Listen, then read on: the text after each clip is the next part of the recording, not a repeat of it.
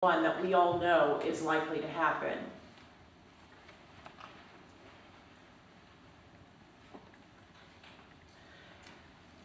Great minds around the world are at work this year, now, currently, struggling with how to navigate our way through the rough terrain that we face ahead. But successfully managing our way into a future like that, no matter how well we might do it, isn't all we could aspire to here. We say that real leadership in this time requires taking a stand for a different future than the one that is likely to happen. One that's possible, but one that currently is highly unlikely. And then from that perspective, from the perspective of having taken that stand, you put on those glasses and survey the landscape and take a look at what shows itself to be required in order to get us there. Those particular glasses give you a little bit of a different view when you look out there. One that I think creates more of a possibility for action. And that's the mission of the LifeStar World Health Initiative. The possibility that we stand for is possible, but it's currently not likely.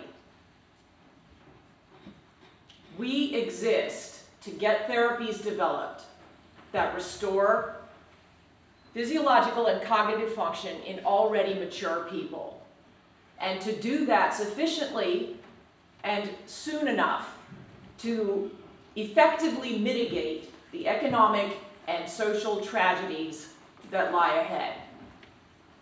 We know that really it's time and not money that humanity does not have enough of.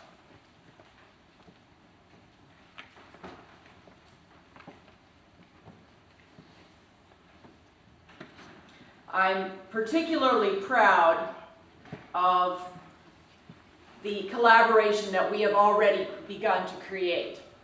Our extraordinary collaboration, if you will, of people, institutions, and nations around the world to look at the situation and call for what needs to be done in order to make it different than we know it will be otherwise. In an amazingly short amount of time, we've already coalesced a group of leaders working with us to look at what needs to be done. And most fully evolved is our support from the science community, biogerontology and regenerative medicine. We are very proud of our recent milestone, our Science Summit meeting last month in California. Many thanks for the hospitality of the Buck Institute, where a group of most eminent and opinionated leaders in this area actually came to a consensus on a list of areas that would need to be effectively addressed if it were going to be possible to do what we're talking about. That consensus is being written up right now by the group into a paper. But as especially was illustrated here brilliantly since lunch, the science isn't going to be the whole answer. Science needs to be supported by other stakeholders and other people who can take action in order to make that possibility actually result in a future that is different than the one we know is likely. That's why we have already begun to gather allies in other important areas like public policy, marketing, PR, grassroots communication, ethics, demographics, economics, and so forth.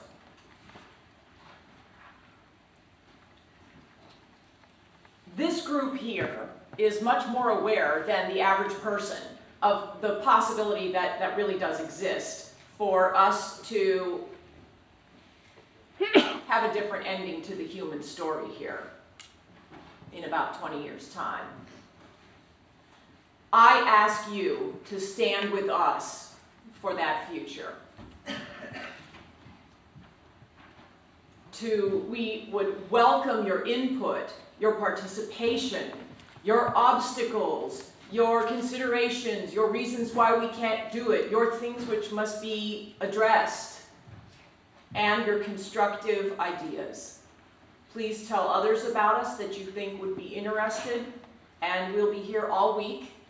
You can talk to me, Kevin Parrott, who spoke from the back from Canada. I'm proud to say is the COO of the LifeStar Institute. You can also, if you want, ask Aubrey or Sarah or Michael Ray to point us out to you. We'll be here all week and we would love to talk to you. And in that, my short amount of time, I think that's all I have time for this afternoon.